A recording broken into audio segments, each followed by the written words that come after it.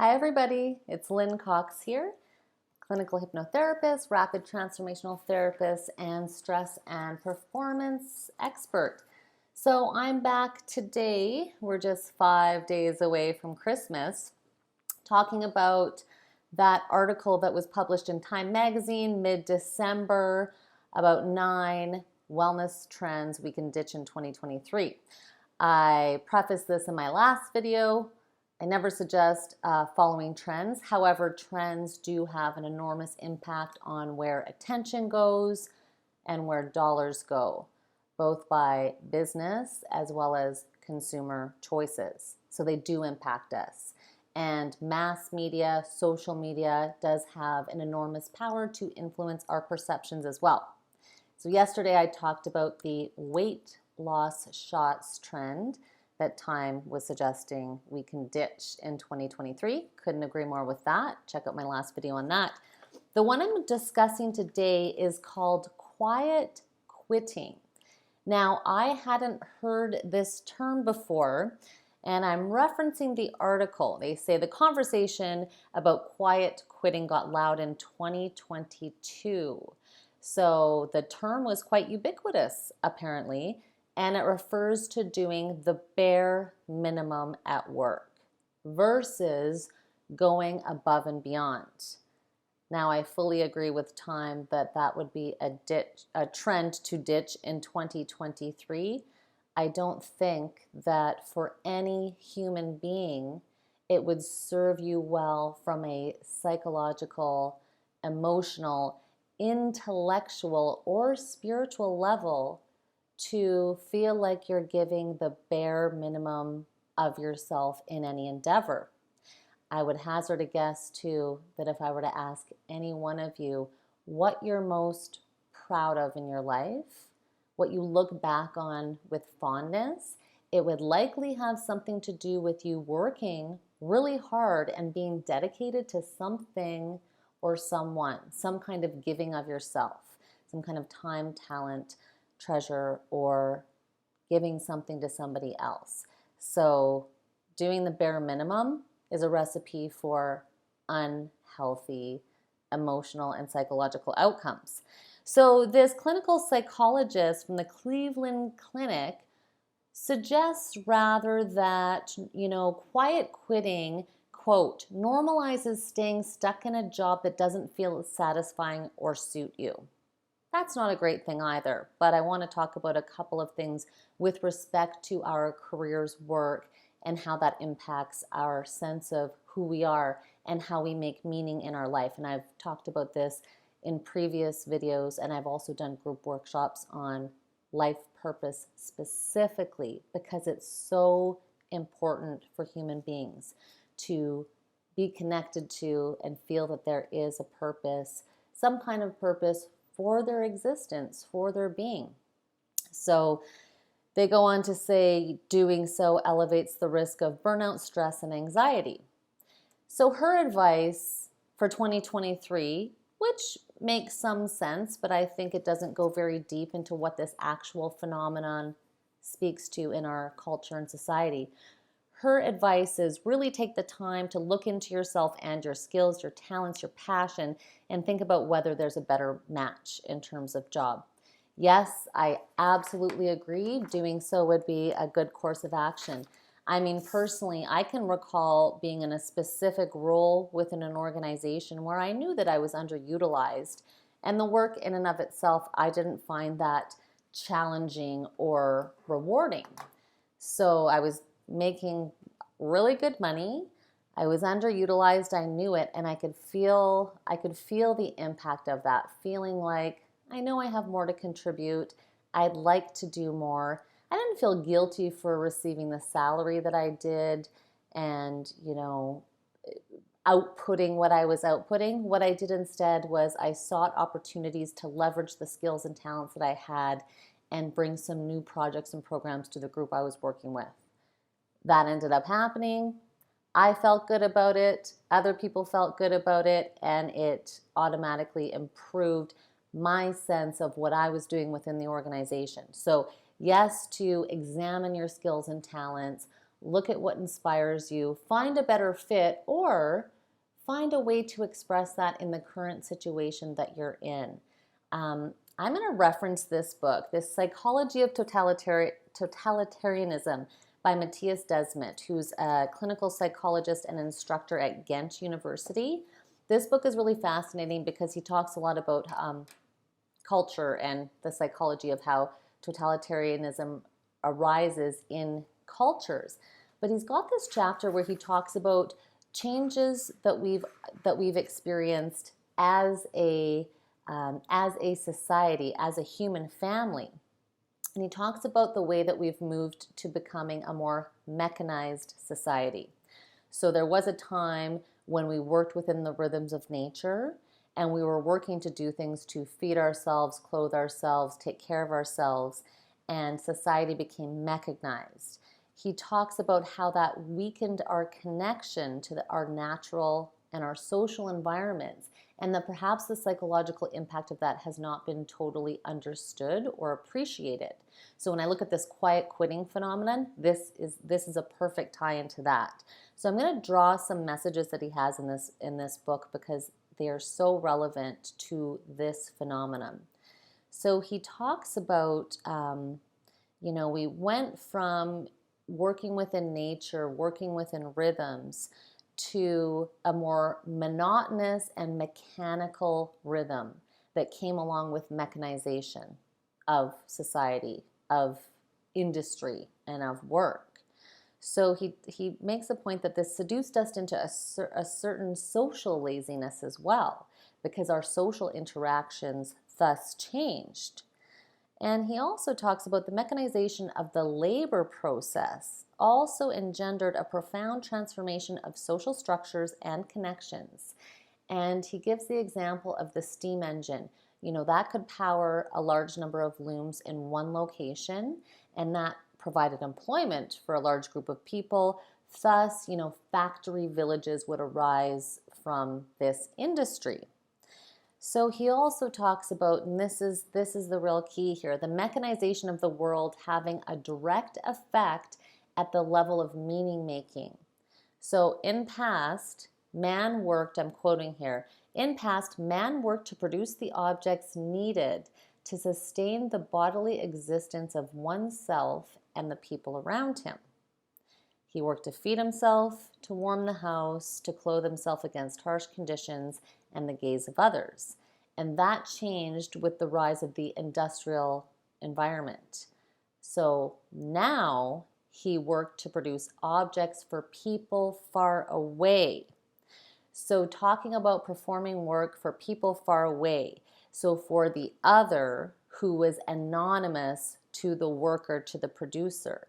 So he talks about, when you no longer witness who your labor is going to benefit, there becomes a disconnect. And this disconnect, you can't see, the gratitude on the recipient's face. It's these visible, subtle, physical effects that primarily provide human satisfaction in work. And they are the most direct sign that work is meaningful. Now, I'm not saying we want to throw away technology and industrialization and all of those things, but this helps set the context for perhaps why some people feel so little meaning when it comes to their careers and their work. But he also goes on to talk about how, in the early 20th century, British economist John Maynard Keynes, he had predicted that all of this fabulous technology that was being developed would translate into a 15-hour work week. I don't know anybody doing a 15-hour work week. And in fact, he says, by the end of the 20th century, people worked longer hours than ever before.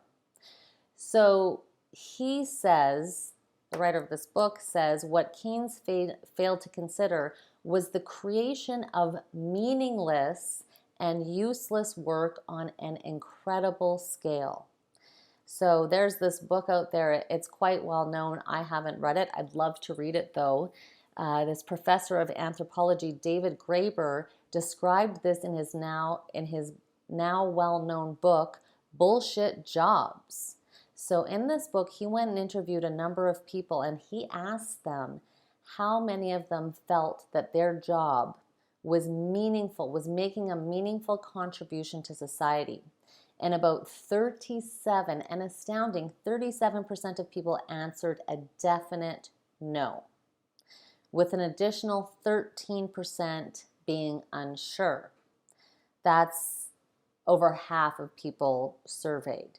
So if you're in a role and you have this definite no, what I am doing, what I am laboring to do, probably on average 40 hours a week, give or take. Many people work much more than that. Many people can't leave work behind when they get home. I mean, with technology, we can be constantly connected, checking emails, expected to respond. And, if half the people are spending that much of their time saying, what I'm doing is making no meaningless contribution to society, of course, feelings of satisfaction, engagement, motivation, energy, creativity, etc. Of course, all of those things are going to go down, all of those feelings are going to go down the tubes.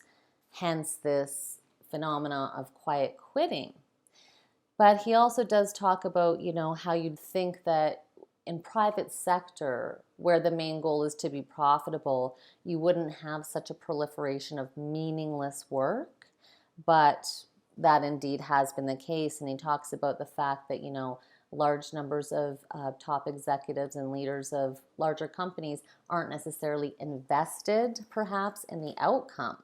And he also talks about this rampant growth of the administrative and economic sector, and how this also has brought about this endless proliferation of rules, procedures, and administration.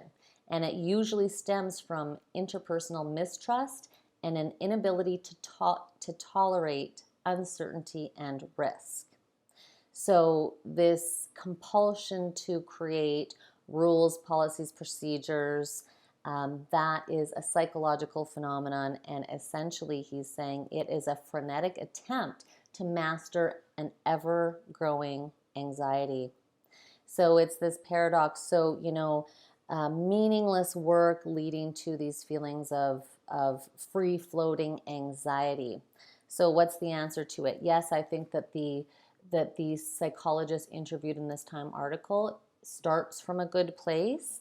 Absolutely. Examine yourself. Knowing yourself well is the best tool. It's the best skill that you can develop, to know what you have to offer, what makes you special and unique, what gets you jazzed and excited.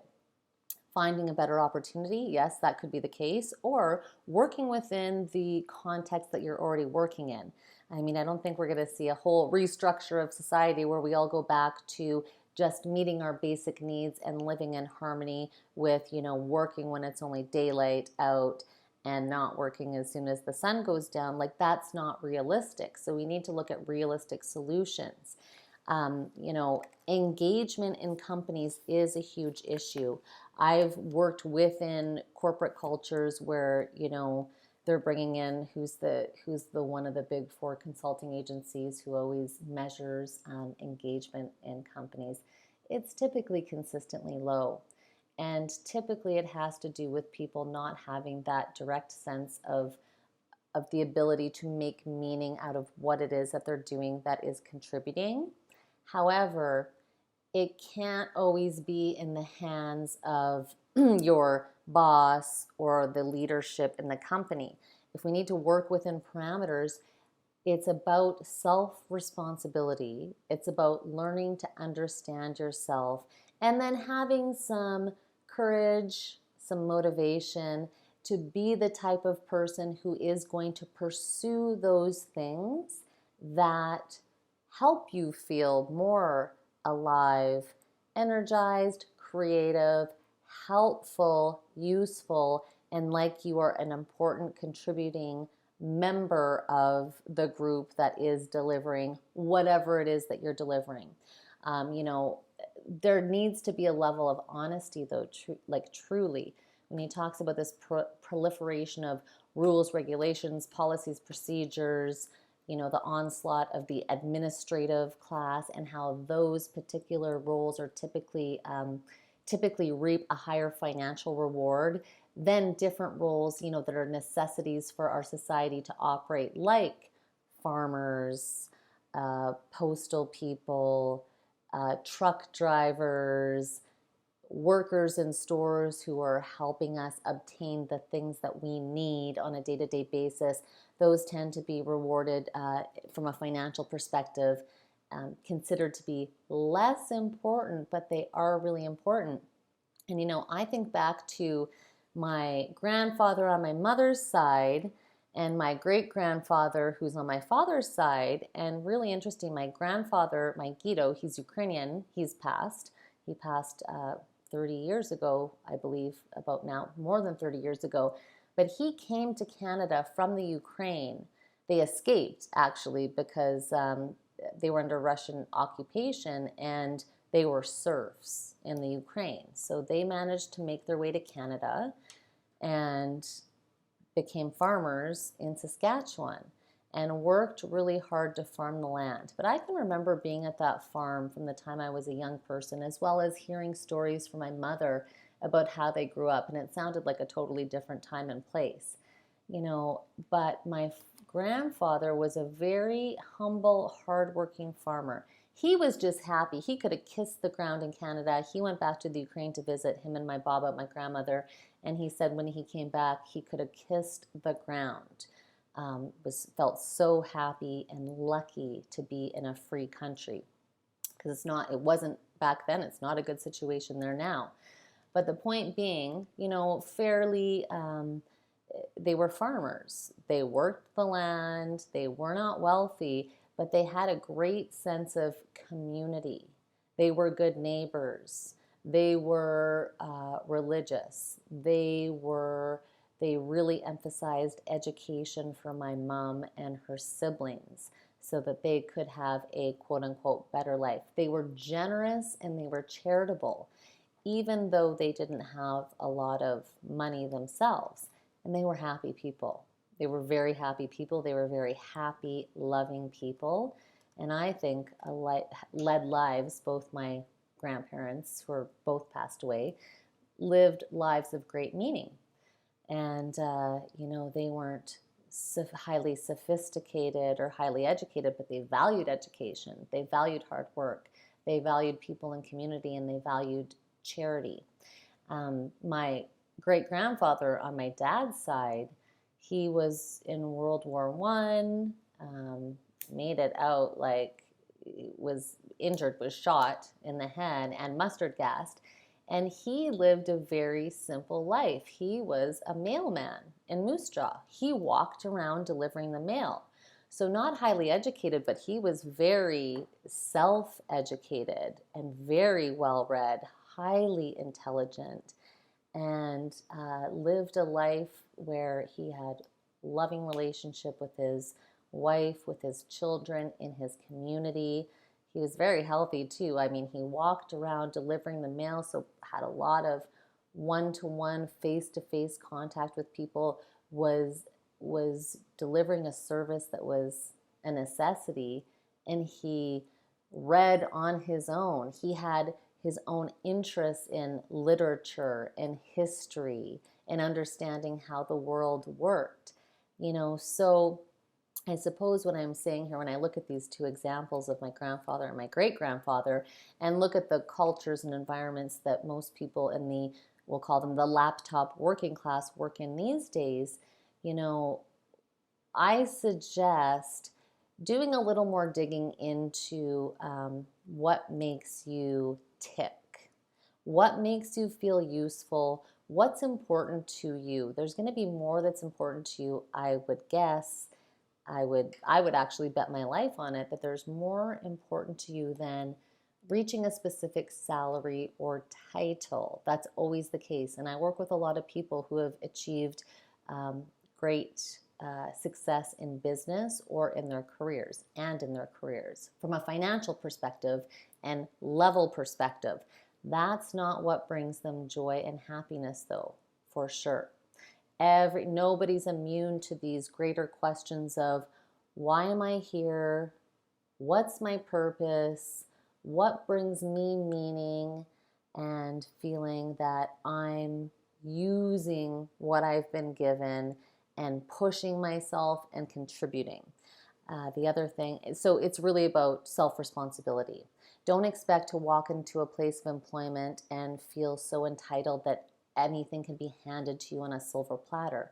Anybody with children knows this too. If you just give kids anything they want, well, that's not a very good recipe for building strong character in young people.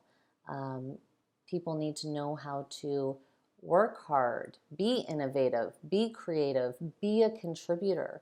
So it's a little bit more about self-responsibility, understanding that, and then taking initiative. Really taking initiative to do your best. Don't expect that something's going to just be handed to you. If you're bored for any reason, that's more on you than it is on the organization. Yes, we can look at the systems that we work within, but there's always a way through and around and to make things interesting and to be creative and to find your way and find your path. Expecting that to be handed to you is basically promotes becoming lazy and not being a good contributor, not being a valued and valuable contributor. It's really got to come from yourself inside. And I love this little book. I would highly recommend it. It's called Why? What Your Life is Telling You About Who You Are and Why You're Here. And it's authored by 3 people, Matthew McKay, PhD, Olaoire, PhD, Ralph Metzner, PhD. I believe they're all clinical psychologists. So this is a really easy, fun read with some easy to do exercises to help you look at your life and understand yourself a little bit better and to really be able to start to understand with more clarity what your life is about, what you're meant to do, what you'd like to do, what's important to you. Some of that very well may include career and business, but it's likely not going to stop there.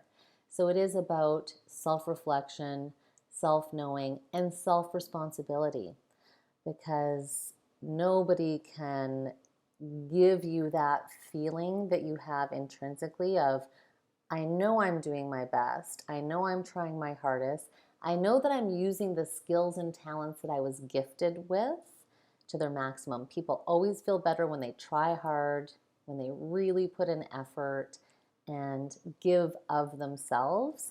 And if anyone's found a different way, I would love to know about it, but those are my thoughts on that. So quiet quitting, terrible idea.